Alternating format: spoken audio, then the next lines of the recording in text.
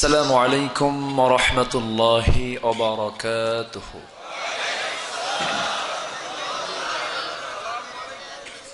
إن الحمد لله الأكرم الذي خلق الإنسان وكرم وعلمه من البيان ما لم يعلم، فسبحان الذي لا يحصى امتنانه باللسان ولا بالقلم. نشهد أن لا إله إلا الله وحده لا شريك له، ونشهد أن سيدنا وحبيبنا ومولانا محمدا عبده ورسوله الذي أرسله بالحق بشيرا ونذيرا وداعيا إلى الله بإذنه وسراجا وقمرا منيرا. فقد قال الله تعالى في كلامه المجيد وفرقانه الحميد: أعوذ بالله من الشيطان الرجيم. بسم الله الرحمن الرحيم. إن تجتنبوا كبائر ما تنهون عنه نكفر عنكم سيئاتكم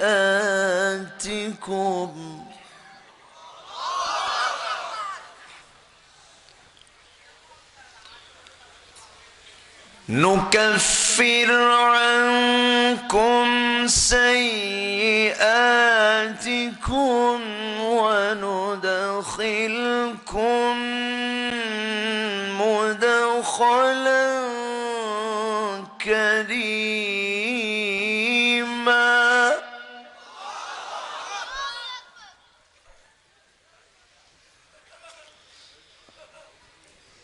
الله أكبر.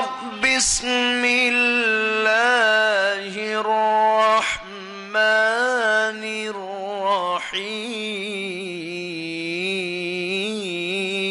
الرحيم.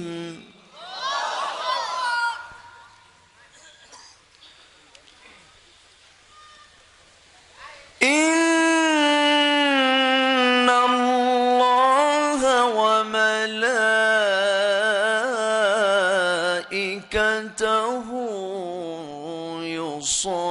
يصلون على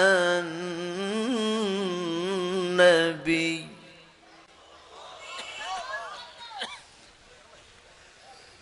يا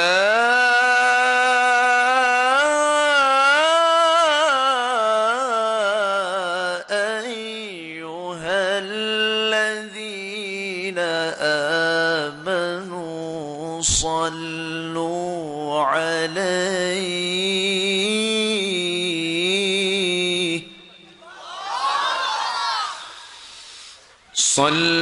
عليه وسلموا تسليما. اللهم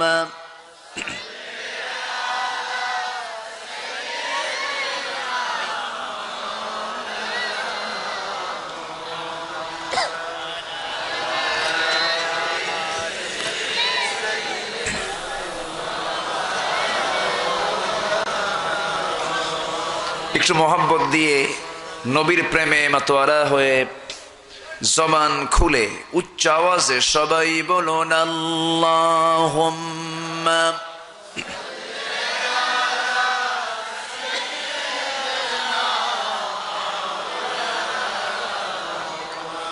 ওয়া আলা আলি সাইয়্যিদিনা।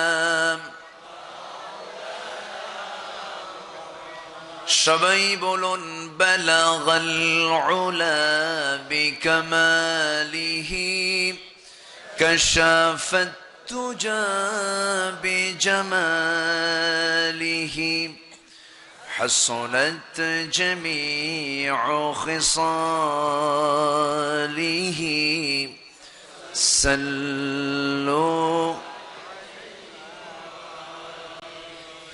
مشرق حب محمد مطلع ديوان ما مطلع خورشید سقاس سینه سوزان ما بلغ العلا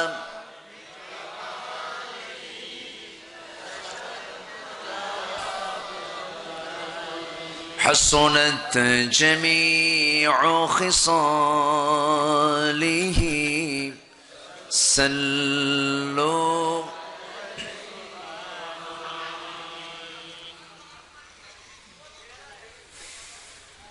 দেশের দক্ষিণাঞ্চল লক্ষ্মীপুর জেলার রায়পুর উপজেলার উত্তর কেরোয়া মনসুরা উচ্চ বিদ্যালয় মাঠে অনুষ্ঠিত উত্তর কেরোয়া যুব সমাজের উদ্যোগে আয়োজিত তৃতীয় বার্ষিকী তাফসীরুল কোরআন মাহফিল 2020 মহৎ আয়োজনের সম্মানিত সুযোগ্য সভাপতি, সমাজসেবক, শিল্পপতি আলহাজ রফিকুল হায়দার চৌধুরী,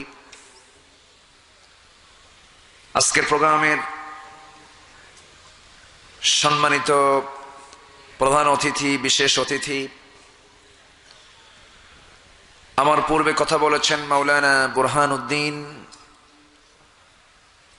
হযরত মাওলানা রবিউল ইসলাম, উপস্থিত হযরত উলামায়ে কেরাম, ফদলায়ে ইজম, সুশীল সমাজ, নাগরিক তৈরির কারিগর, জাতির শ্রেষ্ঠ সন্তান, শিক্ষক মণ্ডলী, জাতির বিবেক সাংবাদিক বৃন্দ, সামনে উপস্থিত দূরে ও কাছের বিভিন্ন স্থান থেকে ছুটে আসা আজকের এই মহৎ আয়োজনের প্রধান আকর্ষণ, যাদেরকে নিয়ে এই সাজানো ফুল বাগান, আমার প্রাণ প্রিয় সম্মানিত কালেমার ঝান্ডাবাহী দ্বীনি ভাইরা, আড়ালে বসে আছেন শ্রদ্ধেয়া সম্মানিতা মা বোনেরা। আলোচনার প্রথমেই আনুষ্ঠানিকতার মধ্য দিয়ে আমার পক্ষ থেকে আবারও দিল খোলা সালাম, আসসালামু আলাইকুম ওয়া রাহমাতুল্লাহি তাআলা ওয়া বারাকাতুহু। সালামের জবাবটি দুর্বল মনে হলো, ঠান্ডা লেগেছে? আসসালামু আলাইকুম ওয়া রাহমাতুল্লাহ। আল্লাহর মেহেরবানি যে মহান আল্লাহ সুবহানাহু ওয়া তাআলা দীর্ঘ 1 বছর পর আবার একই মাঠে সাক্ষাতের সুযোগ করে দিয়েছেন, কোরআনের এই ফুল বাগানের ফুল হওয়ার তৌফিক দিয়েছেন। এমন সাজানো বাগানের আমরা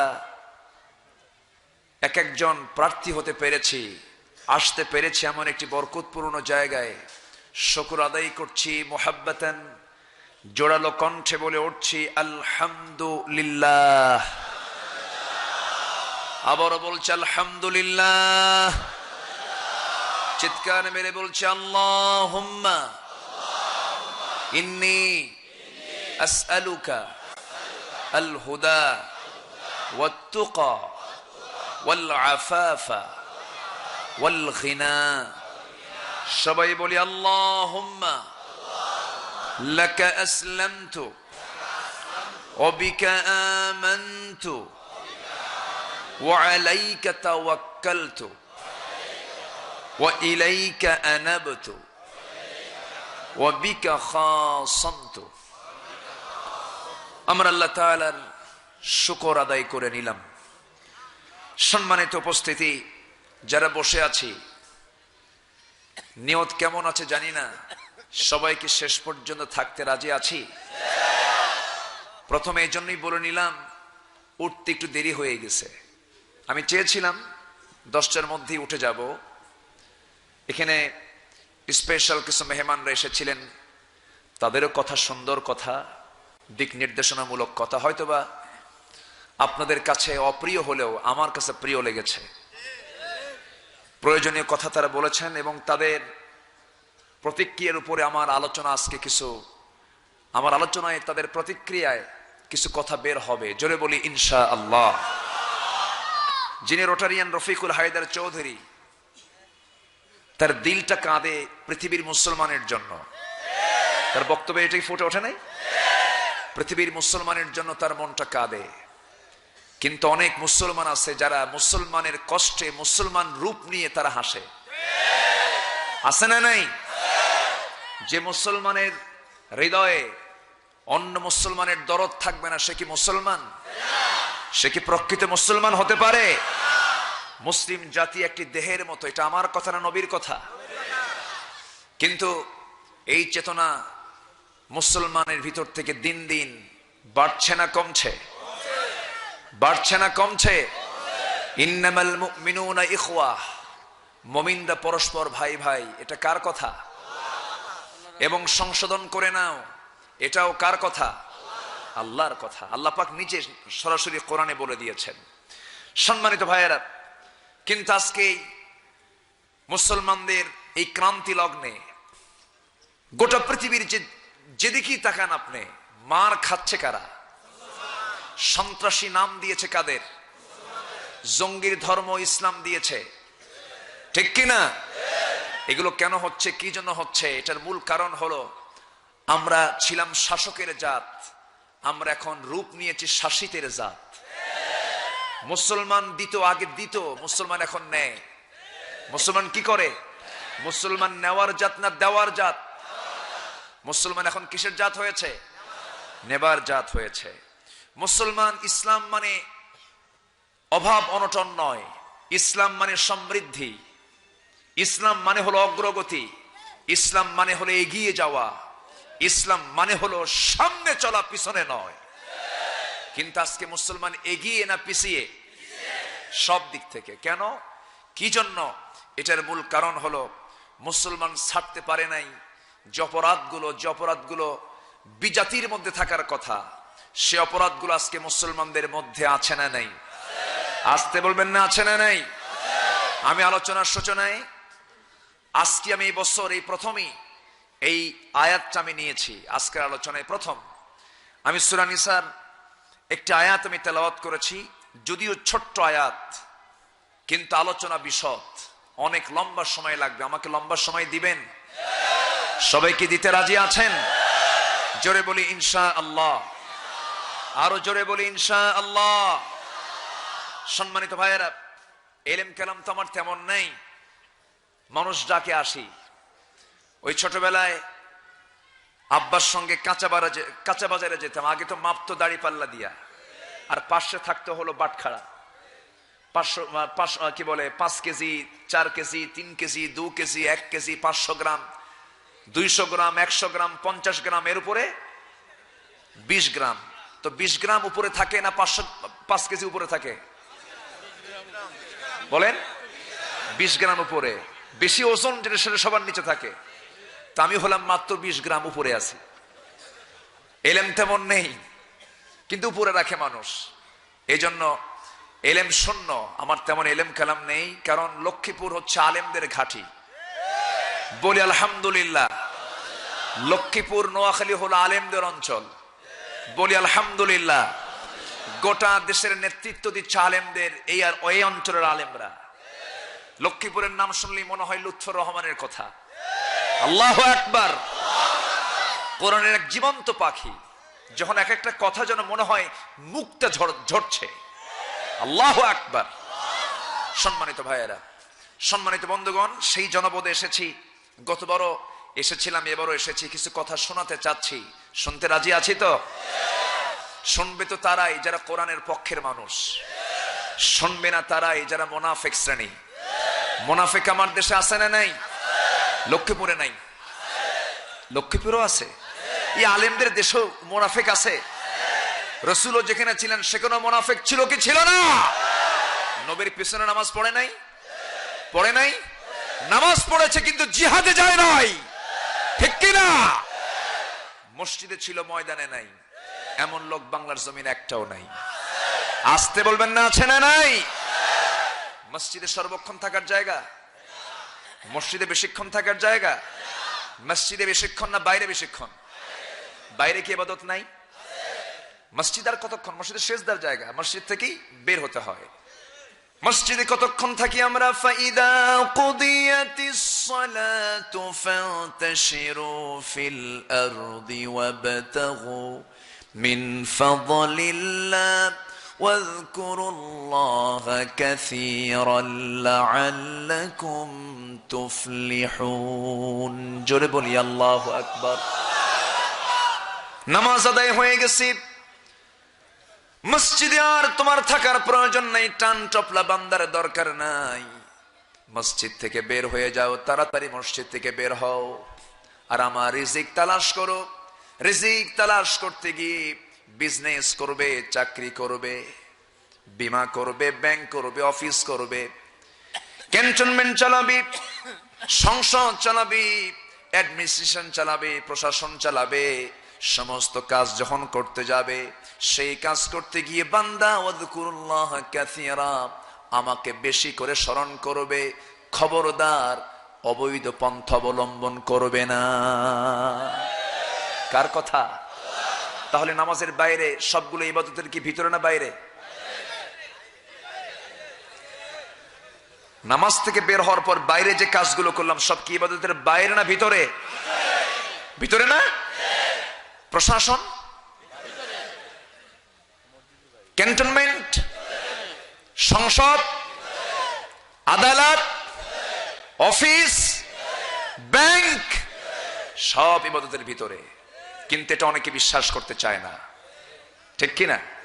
এখানে একটা জটিলতা আছে, একটা সমীকরণ। একটা গ্রুপ চায় তারা ইসলামটাকে একটা গণ্ডির মধ্যে আটকিয়ে রাখতে। তারা চায় মসজিদ, মাদ্রাসা, দান, সাদগা, এরপর কি বলে খানকা, দরবার, তারপরে মাজার, এর মধ্যেই ইসলামটা থাকুক। মাঝখান দিয়ে আমরা প্রশাসন চালাই, আমরা ক্যান্টনমেন্ট চালাই, আমরা সংসদ চালাই। এগুলো হচ্ছে দুনিয়াদারি, আর ওগুলো হলো দিনদারি। এরকম পাঠ করার সুযোগ ইসলামে নাই।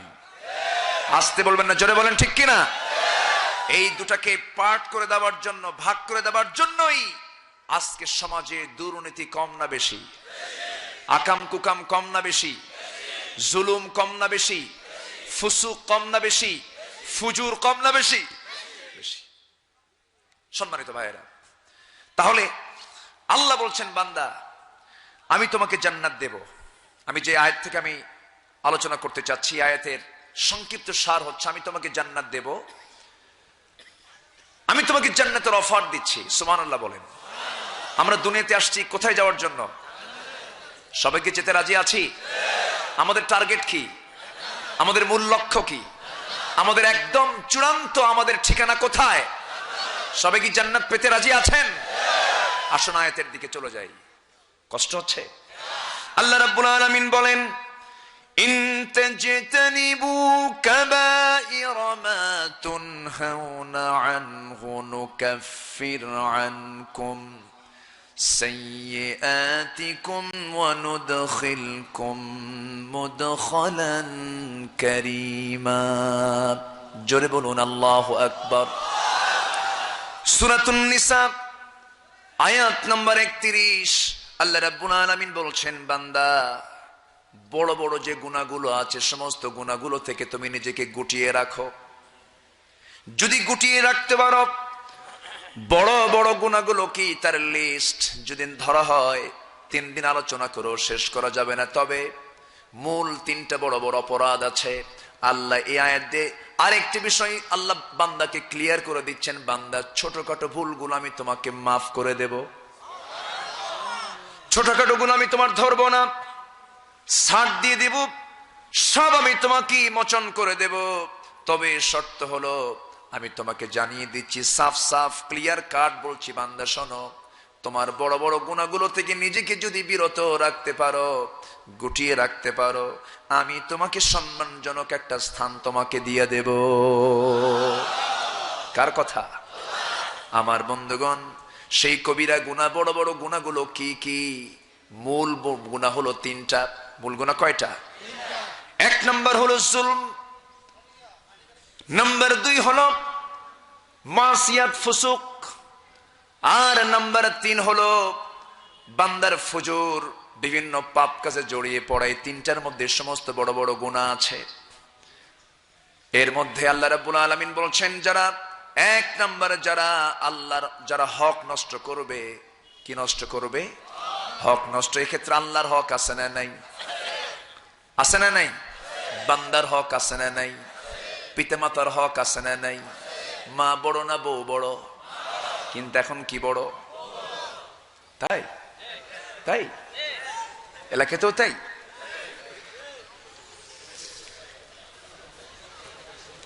বউ যদি কেউ বড় মনে করে, মা কি যদি ছোট মনে করে, তাহলে অবশ্যই হক নষ্ট হলো কিনা? ছোট গুনাহ না বড় গুনাহ? শুধু বড় গুনাহ না, মহা বড় গুনাহ, বিশাল বড় গুনাহ হয়ে গেল। আমার ভাইয়েরা, খরচটার দিকটা যদি বলা হয়, বইয়ের জন্য আগে খরচ করব না মায়ের জন্য আগে খরচ করব? ভালো করে বলেন, এটা কি আমাদের কথা না আল্লাহর কথা? আল্লাহ সুন্দর করে জানিয়ে দিচ্ছেন, ইয়াসআলুনাকা মাযা ইউনফিকুন কুল মা আনফাকতুম মিন খায়রিন ফালিল ওয়ালিদাইনি ওয়াল আকরাবিন। জোরে বলুন আল্লাহু আকবার। হে রাসূল, আপনাকে প্রশ্ন করবে, বান্দা খরচ করবে কোথায় কোথায়, খাতগুলো কি কি? যতগুলো খাত আছে এর মধ্যে 1 নম্বর খাত আল্লাহ পাক বললেন পিতামাতার জন্য। সুবহানাল্লাহ বলবেন না? বউ যদি বলে, সামনে ঈদ আসতেছি, 2 ভরি পেটা স্বর্ণের চেন আপন জুয়েলার্স থেকে নিয়ে আসতে হবে, দিতে কার্পণ্য হবে না।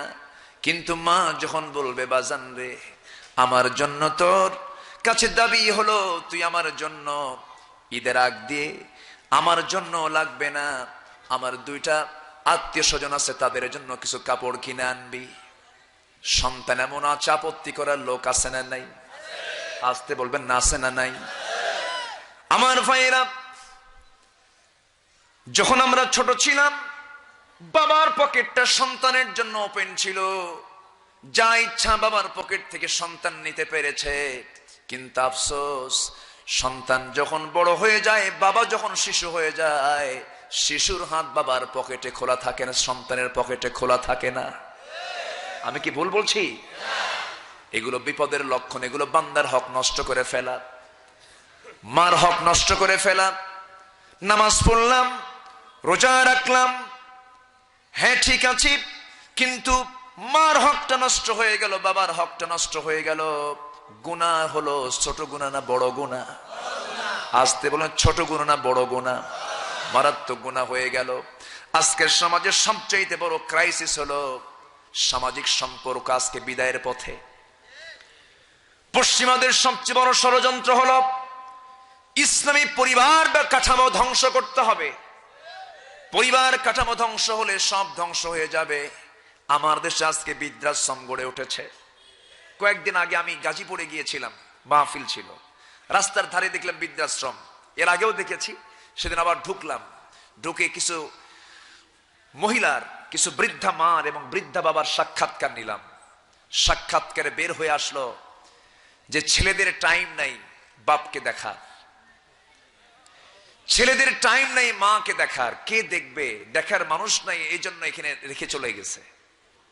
সম্মানিত ভাইয়েরা, যে সন্তানের বৃদ্ধ বয়সে বাবা মাকে দেখার সুযোগ হয় না, ওটা কোনো সুসন্তান নয়, নর পশু। আসতে বলবেন না, জোরে বলেন ঠিক কি না? এগুলো কথা কি বলার প্রয়োজন আছে জাতির জন্য? প্রয়োজন আছে। সম্মানিত ভাইয়েরা, ওই মহিলার দিকে যখন তাকালাম, বললাম, মা আপনার ছেলে দেখতেও আসে না? কে বাবা, আমার ছেলে প্রায় 1 বছর আমাকে দেখতেও আসে না, আমাকে দেখতেও আসে না। যখন ছিলাম মার পেটে, তখন ওই পেটে থাকার যন্ত্রণা কে সহ্য করেছেন? ভুক্তভোগী মা ছাড়া এটা বলতে পারবে না ভাই। এটার যে অসহ জ্বালা, অসহ যন্ত্রণা, যে কষ্ট, এই কষ্ট একজন ভুক্তভোগী যিনি মা হয়েছেন তিনি বুঝবেন। মৃত্যুর ঝুঁকি নিয়ে দিনকে দিন, রাতকে রাত পাড়ি দিয়েছেন। যারা স্বামী, হয়তো অনেকে বাবা হয়েছেন, স্ত্রীর দৃশ্য দেখেছেন, তারা একটু হয়তো অবলোকন করতে পারবেন, বুঝতে পারবেন কি কষ্ট, কি নিদারুণ যন্ত্রণা। সে মাকে আমরা মাইনাস করি, ধমক দেই, অন্য কোন ইবাদত হবে? আসতে বলবেন না, হবে? এটা কি গুনাহ? জন্য কি গুনাহ? পাহাড়ি অঞ্চলে 3 যুবক, আমার রাসূলও কিন্তু অনেক ওয়াজ করেছেন, সাহাবীরা বসে বসে শুনেছেন, আলহামদুলিল্লাহ বলবেন না? সবচেয়ে পৃথিবীর বড় ওয়াইজ হচ্ছেন মুহাম্মদ সাল্লাল্লাহু, তার চেয়ে বড় বক্তা পৃথিবীতে আসবে? তার বক্তৃতা কি লম্বা ছিল না খাটো ছিল? খাটো। তার আলোচনা ছিল সংক্ষিপ্ত, কিন্তু আমাদের ওয়াজ কি লম্বা। রাসূল কথা বলতেন, বিদায় হজের যে ভাষণ দিয়েছেন নাতি দীর্ঘ, বিদায় হজের ভাষণটা আপনি আবৃত্ত করেন, একটু পড়েন, 25 মিনিটে শেষ হয়ে যাবে। কিন্তু আমাদের দেশে কি যেন একটা কালচার চালু হলো, ওয়াজ 4 ঘন্টা, 5 ঘন্টা, 6 ঘন্টাও করে। শুনবে কত, বুঝবে কত, ধারণ করবে কতক্ষণ? যেটাই হোক, আমরা শুনবো, যতটুকু আমল করব তার চেয়ে কম না বেশি? বলেন, তার চেয়ে কম না বেশি? বেশি। শুনবো কম, আমল করব বেশি। কিন্তু আজকে আমরা শুনি বেশি, আমল করি কম। আল্লাহ কোনটা চান? বলেন, আমল কম চান না বেশি চান? আমল বেশি চান। সম্মানিত ভাইয়েরা, আমার রাসূল ওয়াজ করতেছেন, সাহাবা কেরাম সামনে, মাঝে মাঝে সাহাবীরা ওয়াজ করতেন, সুবহানাল্লাহ বলবেন না? মাঝে মাঝে রাসূল থেমে যেতেন, রাসূল শুনতেন কথা, যদি কেউ বলতো মনোযোগ দিয়ে শুনতেন। অনেকে কথার সময় দেখবেন হয়তো কেউ কথা বলছে, এই থামো, রাসূল এই কথা কোনোদিন বলেন নাই, সুবহানাল্লাহ বলবেন না? কখনো বলেননি, থামো বলেননি, বলো, শোনাও, তার কথা শেষ। এরপর আমার নবী কথা শুরু করেছে। পৃথিবীর শ্রেষ্ঠ আদবওয়ালা মানুষ ছিলেন মুহাম্মদুর রাসূলুল্লাহ। তার কাছে ছোট বড়, অবাল বৃদ্ধ বনিতা সবাই তার কাছে অসমান না সমান? আমাদের কাছে হ্যাঁ সমান। সমান হলে এই হয়। আজকে আমার দেশে আলেমের দাম নাই, জালেমের দাম, ঠিক কিনা? আজকে আলেমকে মূল্যায়ন করা হয় না। কোথায় মূল্যায়ন? এই জাতি মূল্যায়ন করতে পারেনি। সম্মানিত ভাইয়েরা, যাকে ভালো তাকে ভালো বলতে শিখি আমরা, যা মন্দ তাকে আমরা মন্দ বলতে শিখি, তাহলে মানুষ হওয়া সম্ভব। সম্মানিত ভাইয়েরা, আমরা কেউ ভালো না, আমরা কেউ ভালোর কাতারে নেই। আলেমদের মধ্যে কিলে কিলে আসে না নাই? ওর ফতুয়া ওর বিরুদ্ধে লাগে, ওর ফতুয়া ওর বিরুদ্ধে লাগে। কি যে শুরু হয়ে গেছে আজকে। আমি যখন আল্লামা আহমদ শফির চেহারার দিকে তাকাই, আমি তার চেহারায় তাকওয়ার গন্ধ খুঁজে পাই, আলহামদুলিল্লাহ। আমি যখন শাইখুল হাদিস আল্লামা আজিজুল হকের ছেলে মামুনুল হকের চেহারার দিকে যখন তাকাই, মনে হয় যুদ্ধের দামামা এখনই শুরু হয়ে যাচ্ছে। আমি যখন আল্লামা সাইদের আলোচনার দিকে তাকাই, তখন যেন মনে হয় কোরআনের বাস্তব রূপ যেন সমাজে ছড়িয়ে পড়ছে। উদার চিত্ত আমরা তৈরি করি, প্রতিহিংসা বন্ধ করি। সব হিংসা যদি বন্ধ হয়ে যায়, ভালোবাসা সৃষ্টি হলে সব বাতিল বঙ্গোপসাগরে গিয়ে হাবুডুবু খাবে, ঠিক কিনা? কিন্তু আমাদের হিংসা আছে না নাই? আছে না নাই? আচ্ছা, প্রতিহিংসা। আমার দেশ আবাদ হয় মানবতার না হিংসা? কিসের আবাদ হয়? হিংসার আবাদ। আমরা কেউ কাউকে সহ্য করতে পারি না। সম্মানিত ভাইয়েরা, এক সাহাবী সামনে থেকে দাঁড়ায় ওয়াজ শুরু করছে। রাসূল বলেন, ওয়াজ করবা? হ্যাঁ করো। হুজুর, জাহেলি যুগে আমি একটা মূর্তির খুব পূজা করতাম, অর্চনা করতাম, খুব ভালোবাসতাম এবং ভাগ্যের প্রতীক মনে করে সকাল সন্ধ্যা ওকে কাঁধে নিয়ে বুকে নিয়ে ঘুরতাম। হঠাৎ করে একদিন চলতে ফিরতেই প্রকৃতির চাপ চলে আসলো। প্রকৃতিটাকে সাড়া দেওয়ার জন্য একটু আড়াল হলাম। ভাবলাম মূর্তিকে সাথে নিয়ে যাই কেমনে এই কাজে। মূর্তিকে উঁচু একটা মাটিতে রেখে, স্থানে রেখে, যত্নের সঙ্গে রেখে আমি চলে গেলাম আড়ালে প্রকৃতির কাছে ডাকে সাড়া দেওয়ার জন্য। শৌচ কার্য কমপ্লিট করে এসে আমি সেই মূর্তিটা নেব, হাত দিয়ে দেখি মূর্তির আপাদ মস্তক সম্পূর্ণ পানি দিয়ে ভেজা। ভাবলাম এ বুঝি রহমতের পানি। রহমতের পানি মনে করে হুজুর জিব্বাটা লাগায় দিলাম মূর্তির সাথে, খুব মোহব্বত দিয়ে। দেখি আমতা আমতা গন্ধ। আমার নবীজি মুস্কি মুস্কি হাসলেন। ওয়াজ কিনতে শুনতেছেন, সুবহানাল্লাহ বলবেন না? আমার নবীজি মুস্কি মুস্কি হাসলেন। হাসার পর এরপর হুজুর সামনের দিকে তাকায় দেখি কুত্তার লেজ গুটিয়ে গুটিয়ে যাচ্ছে। ভাবলাম এ তো রহমতের পানি না, এ তো কুত্তার পানি। এমন রাগ উঠলো হুজুর, গায়ের যত শক্তি ছিল সব শক্তি খাটায় মারলাম এক আছাড়, ভেঙ্গে চুরমার করে ফেললাম। সাহাবে কেরাম আওয়াজ দিয়ে হাসলেন। নবীজি মুস্কি মুস্কি হাসি দিলেন। নবীজির হাসিতে কখনো আওয়াজ ছিল না, কিন্তু হাসি ভরা মুখ 24 ঘন্টায় ছিল। সুবহানাল্লাহ। তাহলে ওয়াজ কি তিনি শুধু করেছেন না শুনেছেন? শুনেছেন। আমার নবী জীবনের পরে তুমি কি সিদ্ধান্ত নিলা?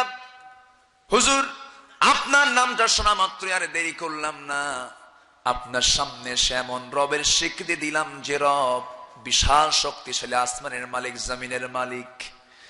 আশহাদু আল্লা ইলাহা ইল্লাল্লাহু ওয়াহদাহু লা শারীকা লাহু ওয়া আশহাদু আন্না মুহাম্মাদান আবদুহু ওয়া রাসূলুহু। হেদায়েতের মালিকটাকে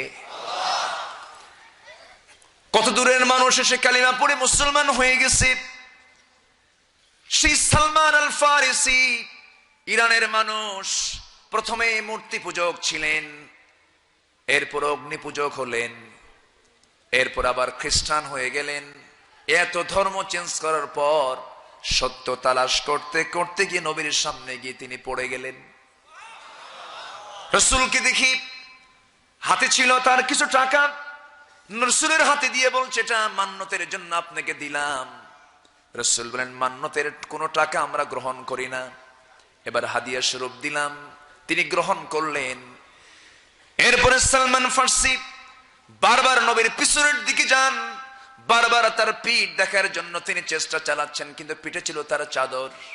নবীজি টের পেয়ে গেলেন, চাদরটা টান মারলেন, নবুয়তের সিলমোহর কালো চিহ্নটা সালমান ফার্সি দেখে নিলেন। আগের কিতাবে উল্লেখ ছিল, দৌড় মেরে আমার নবীজির সেই নবুয়তের সিলমোহরের চুমু খেয়ে বলছে বুঝতে পেরেছি মহাসত্য পেয়ে গেছে, আপনি আমাকে পড়িয়ে দেন। আশহাদু আল্লা ইলাহা ইল্লাল্লাহু ওয়া আশহাদু আন্না মুহাম্মাদান আবদুহু ওয়া রাসূলুহু। হেদায়েতের মালিক কে? আসতে বলবেন না কে?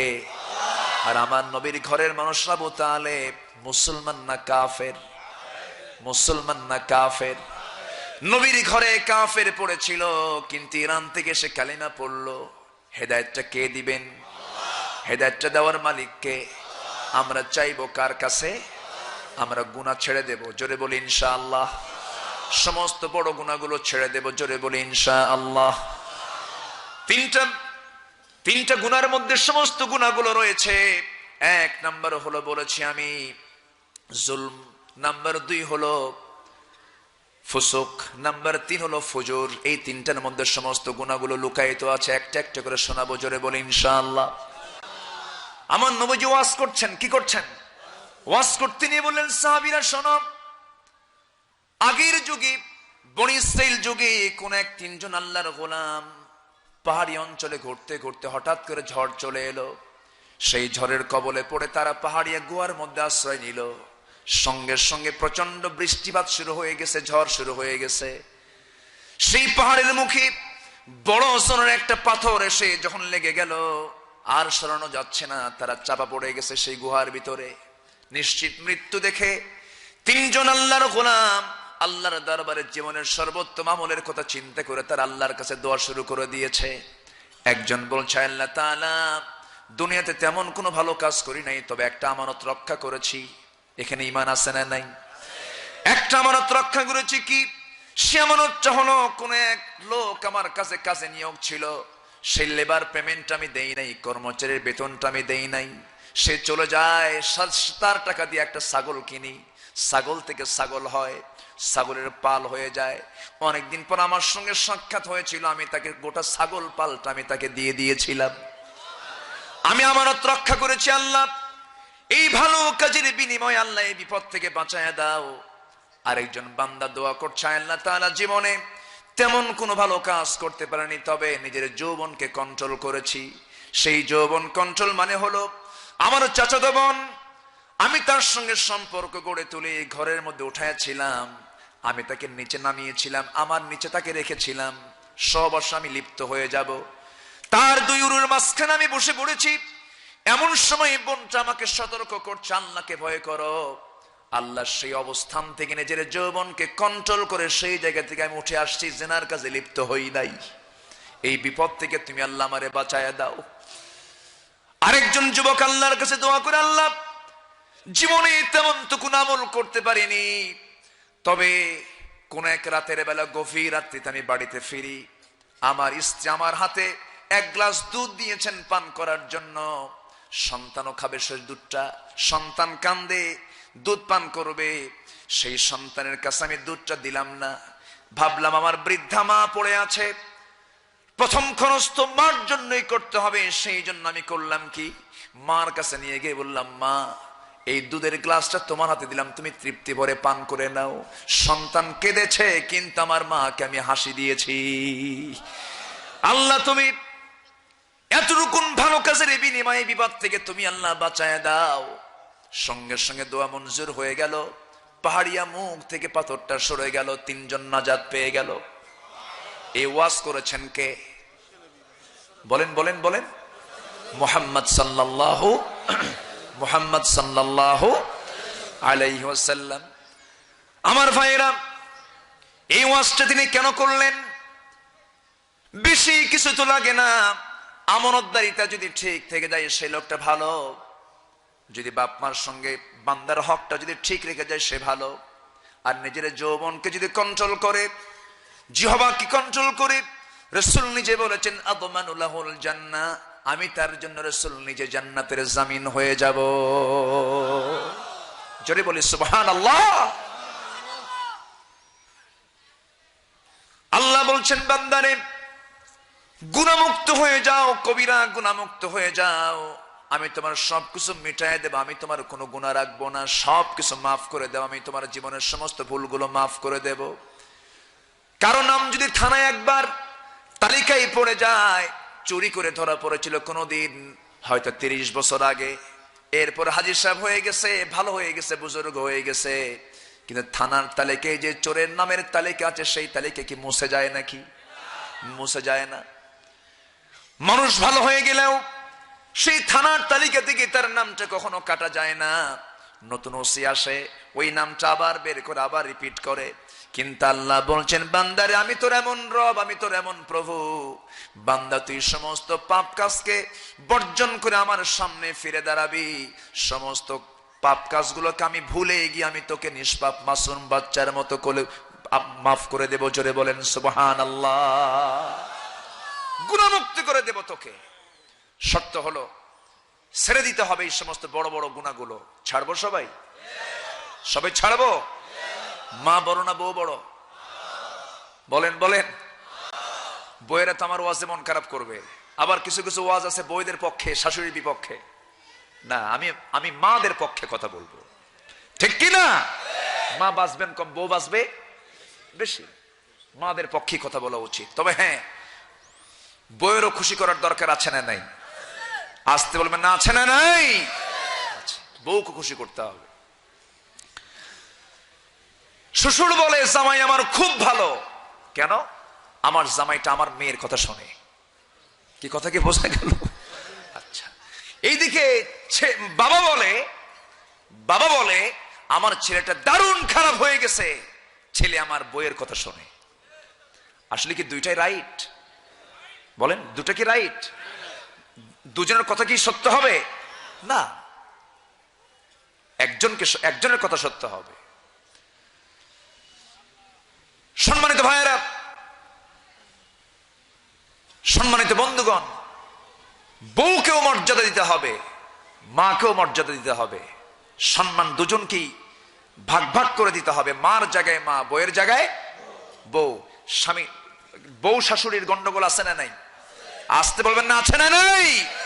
আছে। গন্ডগোল রীতিমতো লেগেই থাকে। সম্মানিত ভাইয়েরা, স্বামীর দায়িত্ব হলো বউয়ের কাছে এমন কোনো কথা না বলা যাতে তাদের মধ্যে কোনো টক্কর লাগে। আবার মায়ের কাছে এমন কোনো কথা না বলা যেন বউয়ের সঙ্গে তার কোনো টক্কর লেগে যায়। এখানে ম্যানেজ করবে আর রিজালু কাওয়ামুনা আলান নিসা। এখানে পুরুষকে কন্ট্রোল করতে, পরিবারের পরিচালক কি মহিলা না পুরুষ? এখানে দায়িত্ব মহিলার না পুরুষের? পুরুষের। ম্যানেজ করতে হবে, কন্ট্রোল করতে হবে, যেমন করে কন্ট্রোল করেছেন মুহাম্মদুর রাসূলুল্লাহ। তার বউ একজন না একাধিক? একজন না একাধিক? কন্ট্রোল ছিল কি ছিল না? রাসূল কেমন স্বামী ছিলেন! আল্লাহু আকবার। 4 স্ত্রী একসঙ্গে বসা। হঠাৎ করে 4 জন স্ত্রী রাসূলের সামনে দাঁড়িয়ে বলেন, হুজুর, আমাদের এই 4 জনের মধ্যে আপনি কাকে বেশি ভালোবাসেন? বলেন তো, এই প্রশ্নের জবাব দেওয়া কি সহজ? কার নাম নিবেন, কার চেহারা কালো দেখবেন? দারুণ জটিল। আমার নবীজি বললেন, শোনো, যে প্রশ্ন করছো প্রশ্নটা খুব জটিল, একটু হিসাব করতে হবে। আগামীকালকে সকালবেলা বলবো। সবকে পাঠায় দিলেন। আমার নবীজি হাতের মধ্যে 8টা খেজুর নিলেন। কয়টা? 8টা। 4টা স্ত্রীর জন্য, তাহলে কয়টা করে হয়? 2টা করে। আমার নবীজি 8টা খেজুর হাতের মধ্যে নিয়ে 2টা করে প্যাকেট করলেন।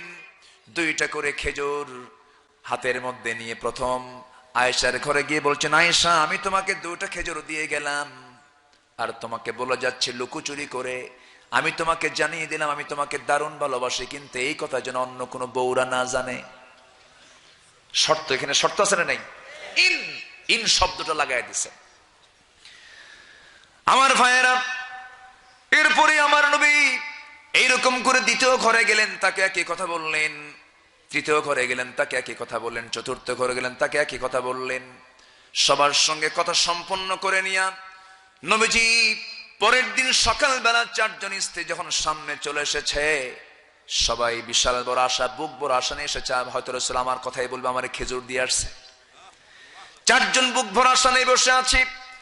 আমার নবীজির সামনে যখন প্রশ্ন করা হলো, হুজুর, আপনি 4 জনের মধ্যে কাকে সবচেয়ে বেশি ভালোবাসেন? সবাই মনে মনে খুশি, আমার নাম নেবে, আমার নাম নেবে। রাসূল বলেন, শোনো, আমি যাকে লুকোচুরি করে 2টা খেজুর দিয়ে এসেছি, আমি তাকেই সবচেয়ে বেশি ভালোবাসি। একটু আস্তে বলেন সুবহানাল্লাহ, জোরে বলুন সুবহানাল্লাহ। বউ পালা সহজ? এত সস্তা না। যুবকরা আজকে মাহফিলে বেশি বিয়ে করবেন, বিয়ে করা দরকার ইনশাআল্লাহ। খুব জোরে সোরে বললো, এর তাদের আগে বিয়ে করান। বিয়ে করা দরকার। ফানকিহু মা তাবা লাকুম মিনান নিসা মাসনা ওয়া থুলাসা ওয়া রুবা। 2 2 3 3 4 4টা বিয়ে করতে বলেছেন কে? বলেন, কে বলেছেন? আল্লাহ পাক। 2 2 3 3 4 4। আমার এই ওয়াজ শুনে আমার মায়েরা খুব অসন্তুষ্ট, হুজুর গন্ডগোল তো শুরু করে দিয়ে গেলেন। এটা কি আমার ওয়াজ না আল্লাহর ওয়াজ? আল্লাহর ওয়াজ। সম্মানিত ভাইয়েরা, হ্যাঁ হ্যাঁ, ফানকিহু মা তাবা লাকুম মিনান নিসা মাসনা ওয়া সুলাসা ওয়া রুবা। প্রথমে 2 দিয়ে শুরু করছেন, 2 দিয়ে শুরু করছেন, আগে 2 দিয়ে শুরু। আর একটাই করে না যুবকরা। যুবকরা বিয়ে করবে কেমনে? কারণ গার্লফ্রেন্ড তো আছেই, বিয়ে ছাড়াই মজা মারে। এরকম কিছু অসভ্য যুবক আছে না নাই?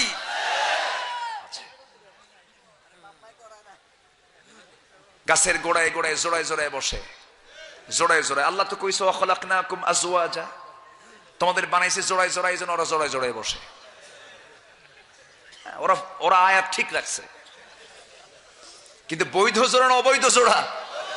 বৈধ না অবৈধ? অবৈধ জোড়া। বৈধ জোড়া দিতে হবে। বৈধ জোড়ার পক্ষে কে?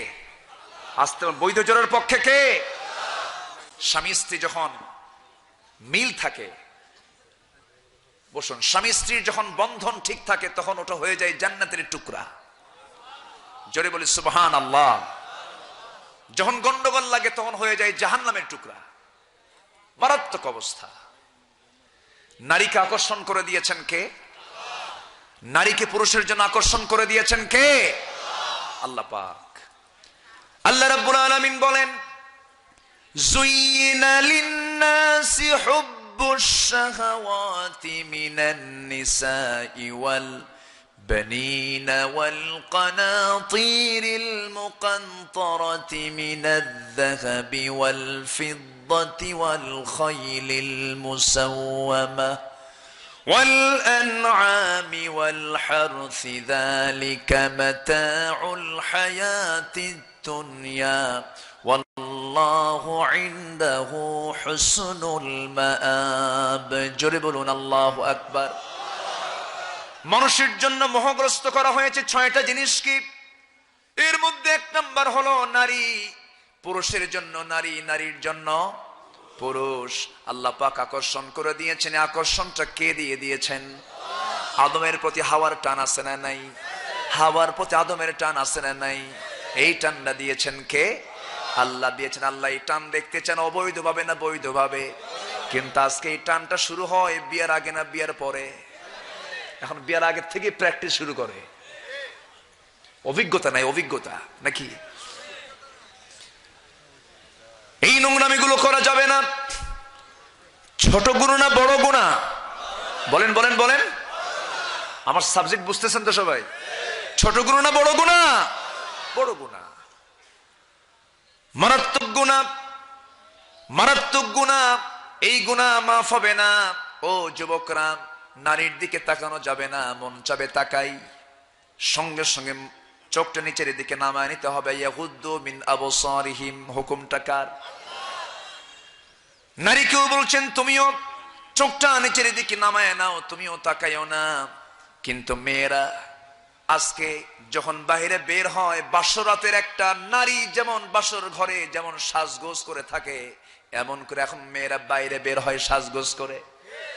আমি কি ভুল বলছি? আমি কি ভুল বলছি? অথচ মেয়েদের আপাদ মস্তক মাথা থেকে পা পর্যন্ত ঢাকতে হবে। এটা ইসলাম বলে দেয়। জিলবাব একদম মাথা থেকে পা পর্যন্ত, বাইরে যখন বের হবে তখন সেরকম করে ঢেকে বের হবে। কিচ্ছু সে বের করতে পারবে না।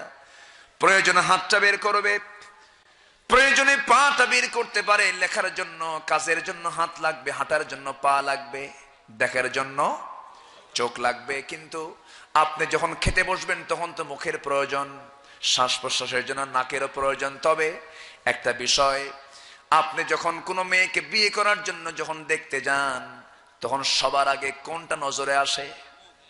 বলেন কোনটা নজরে আসে? মুখটা নজরে আসে। অনেকে বলেন মুখটা না ঢাকলেও চলবে। ভুল কথা, ভুল কথা। মুখটা না ঢাকলেও চলবে এই কথা যদি কেউ বলেন, এটা তাকওয়ার খেলাফ। এটা নিঃসন্দেহে খেলাফ কাজ, ভুল কথা। এটা মানা যাবে না। আমার ভাইরা, যখন কোন নারীর প্রশংসায় পঞ্চমুখ হয়ে যায় কোন যুবক, তখন কিন্তু বলে, এরকম করে প্রশংসা করে, ও প্রিয়া তোমার টানা টানা চোখ, প্রশস্ত কপাল, ভ্রু যুগল, সুন্দর লম্বা নাক, সুন্দর তোমার চিকন চিকন দুটি ঠোঁট, সুন্দর সুন্দর সুন্দর তোমার দাঁতগুলো আমাকে পাগল করে দিয়েছে, ঠিক কিনা? এই জন্য মুখের প্রশংসাই মানুষের মুখে বেশি থাকে। এই জন্য মুখটা ঢাকতে হবে। যে যে ফতুয়া দিক না কেন, মুখ ঢাকার পক্ষে আমরা, ঠিক কিনা? মুখ ঢাকার পক্ষে আমরা। মুখ যদিও সতর বলতে পারবেন না, কিন্তু মুখটা কিন্তু গুরুত্বপূর্ণ বিষয়। অধিকাংশ মুফাসসিরিনে কেরাম তারা মুখ ঢাকার পক্ষে বেশি রায় দিয়ে দিয়েছেন। তবে হ্যাঁ, মাজুর যদি হয়ে যায়, কেউ অসুস্থ যদি হয়ে যায়, অ্যাজমা রোগী, শ্বাস প্রশ্বাসে কষ্ট হচ্ছে, এমন সময় সে মুখটা সে খুলবে, সে মুখটা খুলতে পারবে, প্রয়োজনে মুখটা খুলতে পারবে, কিন্তু বিনা প্রয়োজনে পরপুরুষের সামনে মুখ খোলা যাবে। ফার্স্ট ক্লাস পর্দা, কি ক্লাস পর্দা? ফার্স্ট ক্লাস পর্দা। এই পর্দাটা অবলম্বন করতে হবে, কখনো সহজ করে দেওয়া যাবে না। কিন্তু আজকে সেই নারী সমাজ, যে নারী সমাজকে আল্লাহ পাক কত আগে জানায়া দিলেন, সেই নারী সমাজ আজকে মুসলমান পরিবারের মেয়েরা আজকে ঘর থেকে বের হচ্ছে অর্ধলগ্ন হয়ে, মাথার চুলটা ছেড়ে দিয়া, পোশাকের কোনো বালাই নাই, পোশাকের কোনো ড্রেস কোড নাই। এগুলো সব অমুসলিম পরিবার না মুসলিম পরিবার? কই অমুসলিম? সব তো মুসলিম পরিবার। সবাই তো আমরা জানি মুসলিম পরিবার থেকেই চলে যায়। তার বাবাকে, তার ভাইকে, তার গার্জিয়ানটাকে, তার খবর কিয়ামতে আছে না নাই? আসতে বলবেন না, আছে না নাই? এই যে আপনি ছেড়ে দিয়ে চললেন, এটার জন্য আপনাকে ছোট গুনাহ না বড় গুনাহ? ইনতাজতানিবু কাবাইরা মা তুনহাউনা আনহু নুকাফির আনকুম সাইয়্যাতিকুম। আমার ভাইয়েরা, এই সমস্ত গুনাহ থেকে পরহেজ থাকার জন্য সবার ভিতরে অবশ্যই সচেতনতার দরকার আছে না নাই? সবাই সচেতন হয়ে যাব, জোরে বলি ইনশাআল্লাহ। যুবকরা, যৌবনকে কন্ট্রোল করতে হবে। যৌবনকে কন্ট্রোল করার জন্য হুকুম দিচ্ছেন কে? প্রত্যেক যুবককে আল্লাহ রাব্বুল আলামিন, ওই সমস্ত যুবককে আল্লাহ রাব্বুল আলামিন আরশের ছায়ার নিচে স্থান দিবেন, যে যুবকের সামনে কোন সুন্দরী নারী যখন বলবে আই লাভ ইউ, আমি তোমাকে ভালোবাসি, আহিব্বুক, আমি তোমাকে ভালোবাসি। রাজুলুন ইযা দাআতু ইমরাতান যাত হাসাবিন ওয়া জামালিন, সুন্দরী, সম্ভ্রান্ত, রূপবতী, গুণবতী এমন কোন নারীও যদি বলে আমি তোমাকে ভালোবাসি, সঙ্গে সঙ্গে সে বলবে আমি আল্লাহকে ভালোবাসি। জোরে বলি সুবহানাল্লাহ। তাহলে ঈমান কি মসজিদে না বাইরে? ঈমানের প্র্যাকটিস মূলত মসজিদের ভিতরে না বাইরে? বাইরে। বাজারে ঈমান ঠিক রাখতে হবে, মাঠে ঈমান ঠিক রাখতে হবে। আমার ভাইরা, একটু কান লাগান, মনোযোগ দিয়ে শোনার চেষ্টা করুন। সেই বড় বড় গুনার ভিতরে এক নাম্বার গুনার কথা বলেছি আমি, জুলম। কি বলেছি? জুলুমের কথা বলেছি আমি। জুলুম যদি কারো মধ্যে থেকে যায়, আল্লাহ রাব্বুল আলামিন তাকে মাফ করবেন না। জুলুম মানে আমরা বুঝি কি? জুলুমের বাহ্যিক অর্থ আমরা বুঝি টুপিটা মাথায় থাকে, টুপি যদি মাথায় না দেয়, হাঁটুতে দেন, তাহলে কি হবে? জুলুম হবে। ঘড়ি কোথায় দেয়? হাতে না দিয়ে যদি পায়ে দেয়, তাহলে কি হবে? জুলুম হয়ে যাবে। চশমা চোখে দেয়, চোখে না দিয়ে যদি পিছন দিয়ে কেউ ঢুকায় দেয়, ভদ্র নভদ্র জুলুম এরকম দেয় না কেউ? এরকম আছে না কিছু? এটা জুলুম হয়ে গেল। আমার বন্ধু, এটা হচ্ছে বাহ্যিক উদাহরণ, বাহ্যিক আমরা এটাই বুঝি, কিন্তু জুলুমের বিশদ ব্যাখ্যা আছে। একটা একটা করে একটু শোনাই। জুলুমটা কি? জুলুমের মধ্যে এক নাম্বার জুলুম হলো যারা কুফরি নীতি অবলম্বন করবে, কুফরি করবে যারা, তারা সবচেয়ে বড় জালিম। এরকম জালিম বাংলার জমিনে নাই? আসতে বলবেন না, আছে না নাই? ওঠে কেন? আমি কি শেষ করে দেব? এই যে একজন উঠতেছে, হাজত, জরুরত। আচ্ছা, অনেক রাত হয়েছে, শেষ করে দেব নাকি? বলি ইনশাআল্লাহ। জোরে বলি ইনশাআল্লাহ। আমি গত বছর তো এসেছিলাম, খুব মনোযোগের শ্রোতা আপনারা। চলবে? চালাবো? সবাই থাকবো না ভাগবো? থাকতে রাজি? কে করে কে কাজী? দেখা যাক ইনশাআল্লাহ। বলি ইনশাআল্লাহ। আমরা তার জন্য দোয়া করি, আল্লাহ তুমি তাকে সেহাতে কুল্লিয়া দান করো। জোরে বলি আমিন। যখন তিনি কথা বলছিলেন পারতেছেন না, তার শরীর পারে না, কিন্তু তার সাহস অনেক। আল্লাহ তুমি সাহসকে তুমি ইসলামের জন্য কবুল করে নাও, জোরে বলি আমিন। সম্মানিত ভাইয়েরা, জুলুমের পরিচয়টা একটু শোনায় দেই। এরপর আছে হলো ফুসুক, এরপর আছে হলো ফুজুর। তিনটা শুনবেন না সবাই? আচ্ছা, জুলুম হচ্ছে এক নম্বর, যারা কুফর নীতি গ্রহণ করবে তারা হচ্ছে জালিম। এটা কার কথা? আল্লাহ রাব্বুল আলামিন সুন্দর করে বলছেন, ওয়াল কাফিরুনা হুমুয যালিমুন। যারা কাফের তারাই হলো জালিম। তারা কি? জালিম। কুফর নীতি অবলম্বন করা যাবে না। মুনাফিকি যারা করবে তারাও জালিম। আল্লাহ রাব্বুল আলামিন তাও বলে দিচ্ছেন, আফি কুলুবিহিম মারাদুন আমিরতাবু আম ইয়াখাফুনা আন ইয়াহিফাল্লাহু আলাইহিম ওয়া রাসূলুহু বাল উলাইকা হুমুয যালিমুন। সূরা নূর 50 নম্বর আয়াতে মহান রব্বুল আলামিন বলছেন, মুনাফিকি যারা করবে তারাই হলো জালিম। মুনাফিক বাংলার জমিনে নাই? আসতে বলবেন না, আছে না নাই? মুখে এক কাজে আরেক, এরকম লোকের অভাব কি আছে নাকি? বহু মানুষ এগুলো আছে। আমার বন্ধুগণ, আরেকটা জুলুমের পরিচয় হলো যারা শিরিক করবে তারা হলো জালিম। এটাও জুলুমের কাজ। ইন্নাশ শিরকা লাযুলমুন আযীম। শিরক হলো মস্ত বড় জুলুম। শিরকের কারবার বুঝি নাই আমার দেশে? মাজার পূজা এলাকায় আছে নাকি? মাজার পূজা, কবর পূজা, হ্যাঁ আছে, এগুলো আছে। হয়তো এই এলাকায় একটু কম থাকতে পারে, হয়তো এলাকায় একটু কম থাকতে পারে, কিন্তু গোটা দেশ জুড়ে আছে না নাই? আসতে বলবেন না, আছে না নাই? আপনার এলাকায় থাকবে কি? আপনার আলেম ওলামা বেশি, যে এখানে না একটু কম কম আছে? নাই, মোটামুটি নাই। বলি আলহামদুলিল্লাহ। আপনার পিঠায় সাফ করছেন, ভালো। কিন্তু চিরগং আছে না নাই? হযরত বদনা শাহর মাজার। কিসা? বদনা শাহ, নামই হলো বদনা। ওখানে বদনা দিয়ে আসে। বদনার কাম হলো টয়লেটে, আর এদিকে মাজারের নাম, দরবারের নাম হলো বদনা শাহর মাজার। কুত্তা শাহ, কুত্তা। বিড়াল শাহের মাজার, বিড়াল। মানুষ এত কি মূর্খ হয় আমার বুঝে আসে না। কি যে নোংরা হয়ে গেছে আজকে, মানুষ কত নিচে চলে আসছে। বাচ্চা হয় না, মান্নত করে। কি মান্নত করে? কি আল্লাহ তুমি যদি আমার একটা বাচ্চা দাও তাহলে অমুক মাজারে একটা গরু দেব। যেরকম নাউজুবিল্লাহ। যিনি শুয়ে আছেন তিনি কি কায়দায় না বেকায়দায়? যে কবরবাসী কি কায়দায় আছে? উনি নিজেই তো বেকায়দা, আপনার কায়দা কি করবে? আশ্চর্য কথা, মানুষ এত বোকা হয়। খাওয়া দরকার মরা লোকের না জিন্দা লোকের? টাকা দরকার মরা লোকের না জিন্দা লোকের? মরা লোকের টাকা দিয়ে আসে। এগুলো সব শিরকের কাজ।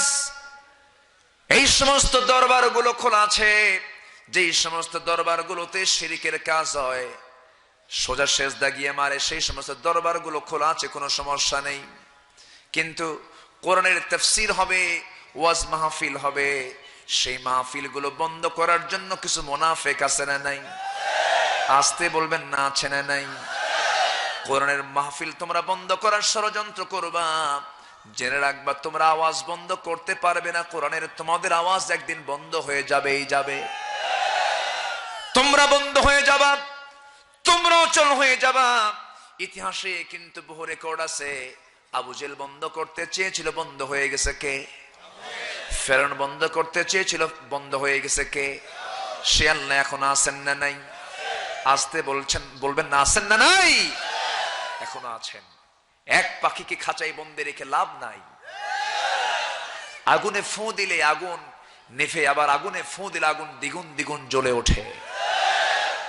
সম্মানিত ভাইয়েরা, সেই কোরআনের পাখির অনেক রুহানি সন্তান বাংলার জমিনে জন্ম নিয়েছে।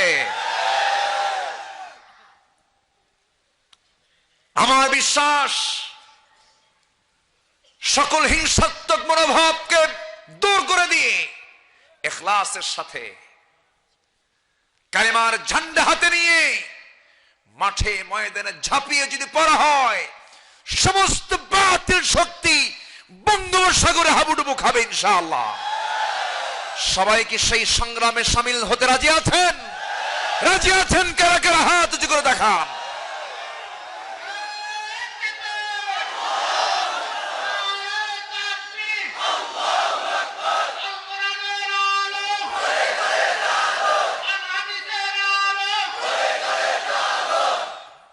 আল্লাহ সবার হাতকে কবুল করুন। আমরা কি বললাম? নারায়ে তাকবীর, নারায়ে বলছি না? এটাকে অনেকে ভুল ব্যাখ্যা করেন। নুন আইন র গোলতা, নুন আইন র গোলতা, এটার অর্থ হচ্ছে নারা, এর অর্থ হচ্ছে বুলন্দ করা। কি করা? উচ্চকিত করা, হাইলাইট করা। এই তাকবীরের সাথে দেশের ইসলামী আন্দোলনের সম্পর্ক আছে না নাই? নারায়ে তাকবীর। কাফিরদের দুর্গে, জালিমদের দুর্গে তখন আঘাত হানে এই স্লোগান। এই স্লোগানের দরকার আছে না নাই? এটা শুনলেই এই কাম সারছে। একটু আস্তে আস্তে বাবা, যাও যাও, হ্যাঁ যাও যাও, এদিক দিয়ে যাও, আস্তে আস্তে যাও। হ্যাঁ হ্যাঁ, অসুস্থ তো, হ্যাঁ প্রতিবন্ধী, আল্লাহ তুমি তাকে সুস্থ করো। জোরে বলি আমিন, আরো জোরে আমিন। আল্লাহ কি আমাকে ওই কাতারে নিতে পারতেন না? নিতে পারতেন না? আমরা তাদের জন্য দোয়া করি, আল্লাহ তুমি তাকে সুস্থ করে দাও, তার আব্বা আম্মাকে ধৈর্য ধরার তৌফিক দিয়ে দাও। অনেক প্রতিবন্ধী সন্তান আছে না? আচ্ছা আল্লাহ তুমি আমাদের সবাইকে সুস্থ রাখো, ভালো রাখো। জোরে বলি আমিন। সবচেয়ে বড় নিয়ামত হচ্ছে সুস্থতা। একদিন মুসা আলাইহিস সালাতু ওয়াস সালাম আল্লাহকে বলছেন, আল্লাহ তোমাকে একটা প্রশ্ন করি। কি প্রশ্ন? আল্লাহ তুমি যদি আল্লাহ না হইয়া আমি যদি আল্লাহ হইতাম। আল্লাহকে তোমার কি মাথা খারাপ নাকি? তুমি কি প্রশ্ন করো? আল্লাহ একটু মনে করো। দেখছেন, আল্লাহরেও বুঝায়। যখন সুবহানাল্লাহ, উনি তো এরকম করে আল্লাহর সঙ্গে মজা করে কথা বলতেন। একদিন বসে বসে গল্প করছেন, আল্লাহ একটা কথা বলে কি? আল্লাহ আমি তো ঘুমাই, তুমি কি ঘুমাও না? আল্লাহ বলেন, আমি ঘুমালে কি দুনিয়া থাকে? আল্লাহ আমার ঘুম না পারলে মাথা করে, তোমার কি কিছুই ঘোরে না? মানে উনি ওনার লাইনই আছেন। জোরে করে আল্লাহু আকবার। আল্লাহ বলছেন, আমি ঘুমাই কি ঘুমাই না তোমাকে একটু চেক করব। কি চেক? তুমি এই মুহূর্তে হাতে একটা কাঁচ পাত্র নাও, গ্লাস নাও, হাতে ধরো। গ্লাস হাতে নিয়ে মন খারাপ করে দাঁড়ায় আছেন। আল্লাহ বলছেন, মুসা তোমার মন খারাপ কেন? আল্লাহ মন খারাপ হবে না, আমি নবী, আমি একজন রাসূল, আমাকে কিতাবও দিয়েছো, কিতাব ধরতে কও, গ্লাস ধরার কোনো দায়িত্ব হলো? মানে উনি স্থির ছিলেন না। আল্লাহু আকবার। রাগ ওঠে উম্মতের উপর, বলে আল্লাহ এখনই গজব দিয়ে শেষ কর। কথা বোঝেন নাই? খুব রাগী ছিলেন, তেজি ছিলেন। আমার রাসূল দোয়া করেছেন, আল্লাহ উম্মতকে তুমি মাফ করে দাও। এই বান্দাগুলো বোঝে না, তায়েববাসীকে তুমি আল্লাহ মাফ করে দাও। রাসূল ছিলেন উদারতার প্রতীক, উদারতার এক বিশাল পিরামিড। আল্লাহু আকবার। ফাবিমা রাহমাতিন মিনাল্লাহি লিনতা লাহুম ওয়ালাউ কুনতা ফাযযান গালিযাল কলবি লানফাদ্দু মিন হাওলিক ফাফু আনহুম ওয়াস্তাগফির লাহুম ওয়াশাবিরহুম ফিল আমর। আল্লাহু আকবার। হে রাসূল, আপনার কলিজা যদি কঠোর হতো, আপনার হৃদয়টা যদি পাষাণ হতো, কেউ আপনার সামনে আসতোই না। আমি আপনাকে নরম করে দিয়েছি। জোরে বলি সুবহানাল্লাহ। আলাম নাশরাহ লাকা সাদরাক। আল্লাহু আকবার। কিন্তু মুসা ছিলেন একটু ভিন্ন, রাগ খুব ছিল। এই রাগ ছিল হকের পক্ষের রাগ। কিসের পক্ষের? হকের পক্ষের রাগ ছিল তার। সম্মানিত ভাইয়েরা, সেই মুসা আলাইহিস সালাতু ওয়াস সালাম বলছেন, আল্লাহ ধরলাম গ্লাস, ধরেছেন গ্লাস, দিয়েছেন ঘুম। ঘুম যখন আসে তখন কি গ্লাস থাকে? গ্লাস গেছে পড়ে। তন্দ্রাচ্ছন্ন ছিলেন। তন্দ্রা আসছেন, সিনাহ লা তাখুযুহু সিনাতু ওয়ালা নাওম। তন্দ্রা আসছে, পড়ে গেছে। আল্লাহ বললেন, দায়িত্ব নাকি ছোট হলো? গ্লাস কেন পড়লো? আল্লাহ গ্লাস পড়ছে আমার দোষে না, তোমার দোষে। কেন? গ্লাস ধরার দায়িত্ব দিয়ে আমার আবার ঘুম দিলা কেন? জোরে বলে সুবহানাল্লাহ। মজা করতেন আল্লাহর সাথে, কথা বলতেন। ওয়াকাল্লামাল্লাহু মূসা তাকলিমা। একদিন বলেন, আল্লাহ শোনো, আমি তোমাকে একটা প্রশ্ন করব। কি প্রশ্ন? তোমার এই পৃথিবীতে সবচেয়ে নিকৃষ্ট বান্দাটাকে বলো তো, আমি তাকে একটু দেখব। তুমি এখানে দাঁড়াও। দাঁড়াইছে। এক লোক হেঁটে হেঁটে যাচ্ছে, কিন্তু এই লোকটা হচ্ছে নিকৃষ্ট লোক। এবার বলছেন, আল্লাহ আমি একটু দেখতে চাই যে এই পৃথিবীতে সবচেয়ে ভালো বান্দা কে, আমি তাকে একটু দেখতে চাই। বিকেলবেলা ওই লোকটাই যখন সামনে দিয়ে যায়, বলতেছেন এই লোকটাই সবচেয়ে ভালো। একটু আসতে বলেন সুবহানাল্লাহ। মুসা বলছেন, আল্লাহ তোমার কারবার বুঝলাম না, সকালে মন্দ বিকেলে ভালো, এটা কোনো কথা হলো নাকি? আল্লাহু আকবার বলবেন না? অবশ্যই রহস্য আছে না নাই? আসতে বলবেন না, আছে না নাই? আল্লাহর সঙ্গে তিনি এরকম করে কথা বলতেন। আল্লাহ বললেন, মুসা তুমি যে বললে তুমি যদি আল্লাহ হতাম, আমি যদি মুসা হতাম, কি বলো? এবার তিনি বলতেন, আল্লাহ তুমি যদি মুসা হতে, আমি যদি আল্লাহ হতাম, তুমি আমার কাছে কোন জিনিসটা চাইতে বলো তো? মানে উনি বুঝাচ্ছেন যে আমি তোমার কাছে কোন জিনিসটা চাবো। সুবহানাল্লাহ বলবেন না? নিজের চাওয়া বুঝাই নিচ্ছেন কার কাছ থেকে? আল্লাহর কাছ থেকে। এবার তিনি বলছেন, আল্লাহ বলছেন, শোনো যদি এমনটা হতো তাহলে আমি তোমার কাছে চাইতাম সুস্থ দেহ আর দীর্ঘ হায়াত। একটু জোরে বলি সুবহানাল্লাহ। আমার রাসূল আবার এটাকে সুন্দর করে সাজিয়ে বলেছেন, সেই লোকটা বড় ভাগ্যবান যে দীর্ঘ হায়াত পেয়েছে এবং আল্লাহর ইবাদতে কাটিয়ে দিয়েছে। জোরে বলি সুবহানাল্লাহ। এই মানে বান্দাটা আমার এই ওয়াজটা একটু বাড়ায় দিল, এই যে ছেলেটা, তাই না? আমি একটু এইদিকে চলে আসছি। সম্মানিত ভাইয়েরা, সম্মানিত বন্ধুগণ, আল্লাহ বলছেন, মুসা হাতের গ্লাসটা পড়ে গেল, সামান্য তন্দ্রায় তুমি গ্লাসের এই গ্লাসটা তুমি রক্ষা করতে পারলে না। আর গোটা পৃথিবীর রাজত্ব কার হাতে? আসতে বলবেন না, কার হাতে? আছে না আয়াত, আছে না? তাবারাকাল্লাযী বিয়াদিহিল মুলকু ওয়া হুয়া আলা কুল্লি শাইইন কাদির। গোটা পৃথিবীর রাজত্ব আমার হাতের মুঠোয়। আমি যদি ঘুমাই মুসা, তুমিও তো থাকবা না।